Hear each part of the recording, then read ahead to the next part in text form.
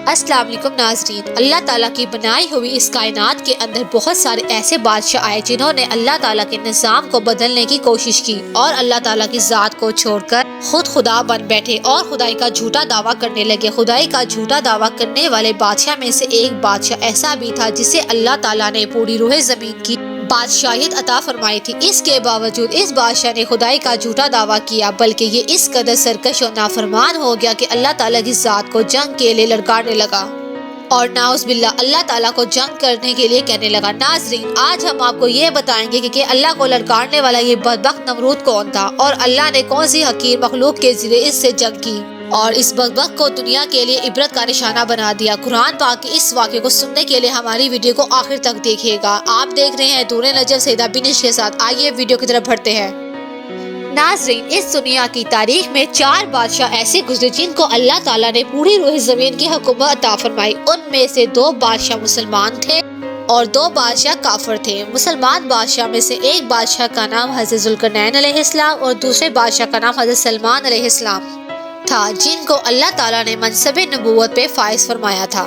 اور کافر بادشاہ میں سے ایک کا نام نمرود اور دوسرے کا نام بغبت نصر تھا۔ ناظرین، خدائی کا جھوٹا دعویٰ کرنے والے بادشاہ نمرود شہر بابل کا حاکم تھا۔ اس بادشاہ کا نام نمرود بن کنعان بن کوس بن سعد بن نوح تھا۔ ناظرین، روایت میں آتا ہے کہ اللہ تعالیٰ نے نمرود کو پوری روح زمین کی بادشاہیت عطا فرمائی تھی اور اس بادشاہ نے پوری زمین پر 400 سال تک حکومت کی۔ یہ ایک ظالم بادشاہ تھا۔ اس کے دور کے اندر بت پرستی عام تھی۔ لوگ اللہ تعالیٰ کی ہدایت کو چھوڑ کر پوجا کیا کرتے تھے، نمرود کو اپنا خدا مانتے تھے اور اس کی عبادت کرتے تھے۔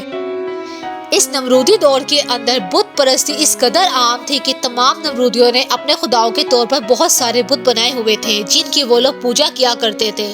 اس کے ساتھ ساتھ نمرود خود کو بھی خدا کہلوایا کرتا تھا اور لوگوں کو اپنی پوجا کرنے کا حکم دیتا تھا۔ اس قوم کی ہدایت کے لیے اللہ تعالیٰ نے اپنے پیارے پیغمبر حضرت ابراہیم علیہ السلام کو مبعوث فرمایا۔ کفر و شرک اور بت پرستی کے اس دور کے اندر حضرت ابراہیم وہ واحد شخص تھے جو اللہ تعالیٰ کی وحدانیت پر ایمان رکھتے تھے اور بتوں کی بجائے اللہ تعالیٰ کی عبادت کیا کرتے تھے۔ حضرت ابراہیم علیہ السلام جب اس قوم کو اللہ تعالیٰ کی ذات کو چھوڑ کر بتوں کی پوجا کرتے ہوئے دیکھا تو حضرت ابراہیم علیہ السلام نے اس قوم کو ہدایت کی طرف بلایا اور کہا کہ بتوں کی پوجا کرنے کی بجائے اللہ تعالیٰ کی عبادت کا حکم دیا۔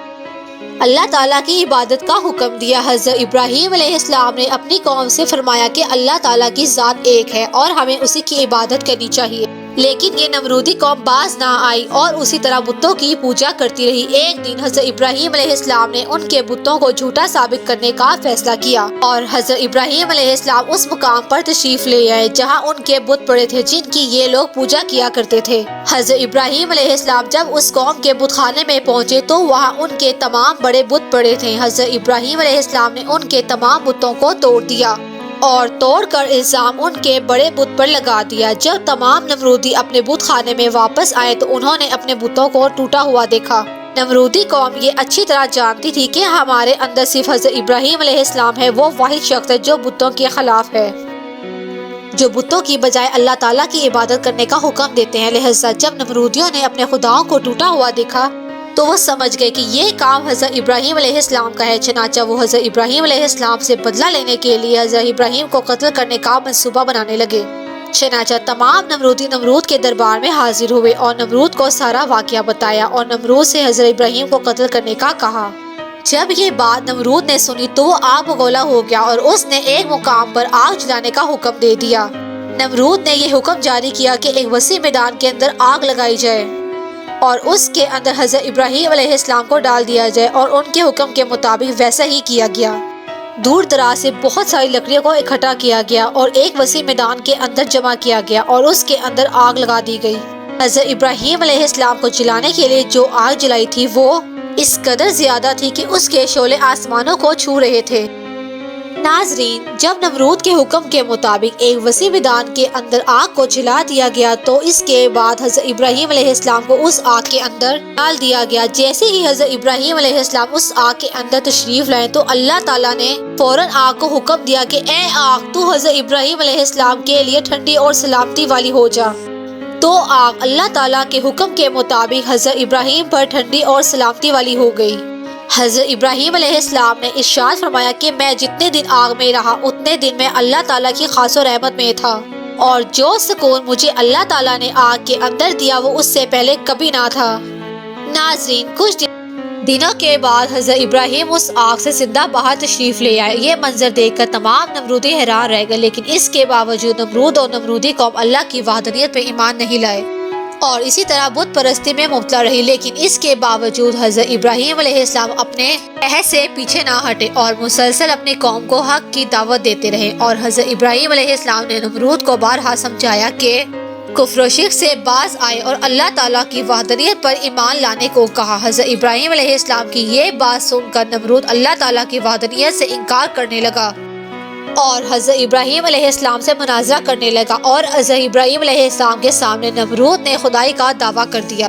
نمرود نے حضرت ابراہیم علیہ السلام سے مناظرہ کرتے ہوئے سوال کیا کہ تیرا رب کون ہے؟ تو حضرت ابراہیم علیہ السلام نے ارشاد فرمایا کہ میرا رب وہ ہے جو زندگی اور موت دیتا ہے۔ یہ بات سن کر نمرود مسکرانے لگا اور حضرت ابراہیم علیہ السلام سے کہنے لگا یہ تو میں بھی کر سکتا ہوں۔ چنانچہ نمرود نے تکبر کے ساتھ 2 قیدیوں کو بلایا جن کو سزائے موت ہو چکی تھی۔ ان میں سے ایک کو نمرود نے قتل کر دیا اور دوسرے کو آزاد کر دیا، اور اس طرح نمرود تکبر کے ساتھ حضرت ابراہیم علیہ السلام سے کہنے لگا کہ دیکھو میں نے ایک کو زندگی دے دی اور ایک کو موت دے دی۔ اس طرح نمرود حضرت ابراہیم علیہ السلام کے سامنے اپنے آپ کو خدا کہنے لگا، اپنی خدائی کی باطل دلیلیں پیش کرنے لگا۔ اس کے بعد نمرود پھر سے حضرت ابراہیم علیہ السلام کے سامنے کہنے لگا حقیقی خدا تو میں ہوں، بتا تیرا خدا کون ہے؟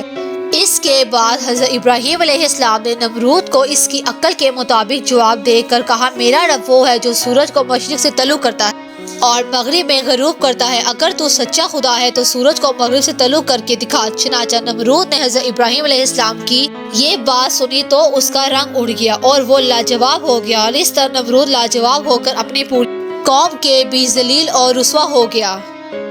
ناظرین، اس کے بعد بھی حضرت ابراہیم علیہ السلام نے نمرود کو اللہ تعالیٰ کی وحدانیت کی طرف بلایا، لیکن نمرود اپنی کشش سے باز نہ آیا اور اس طرح کفر و شرک میں مبتلا رہا۔